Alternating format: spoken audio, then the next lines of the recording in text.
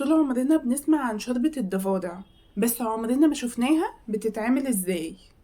انا جاية في الفيديو ده اوريكم الضفادع بتتعمل ازاي يا جماعة. الحقيقة ده فضيعك يا اختي، عمالين يجروا هنا وهناك.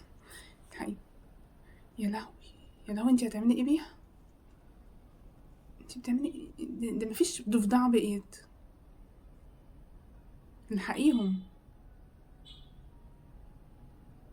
مفترية بجد، مفترية. حرام عليكي، انتي سايبة ضفاديعك وماشية. مش هترجعي تلاقيهم يا اختي، مش هترجعي تلاقيهم يا موكوسة. انا نفسي اعرف الناس دي بتعمل كده ليه بجد. انتوا بتعملوا كده ليه؟ انتوا معدتكوا دي جايبينها منين؟ هل هي هتعملها علشان تاكلها ولا ايه بالظبط؟ مش فاهمه. انا عايزه اعرف انتوا معدتكوا دي بجد بتجيبوها منين؟ منين؟ عرفوني. الواحد لو كل حاجه معدته بتقلب، والقولون نقعد نتعذب كتير بقى بسببه. فانتوا جايبين المعده منين؟ يعني قولوا لنا، يعني قولوا لنا. معده ايه؟ اسود؟ حيوانات؟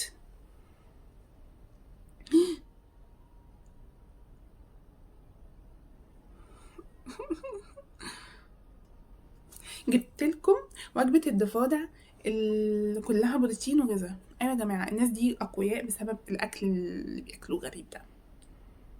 انتوا اللي جبتوا لنا الفيروسات وجبتوا لنا الكورونا وجبتوا لنا ميكروبات وجبتوا لنا وباء وجبتوا لنا الزفت على دماغكم. اهدوا، انا خايفة اصحى الاقيكم كلتوا اسد.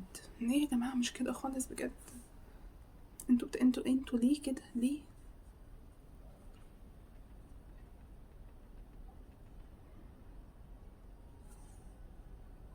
انا مش قادرة اتخيل ابدا ان هما ممكن ياكلوها. هما بجد ممكن حد ياكل حاجة زي دي؟ انتوا ممكن تاكلوا حاجة زي دي؟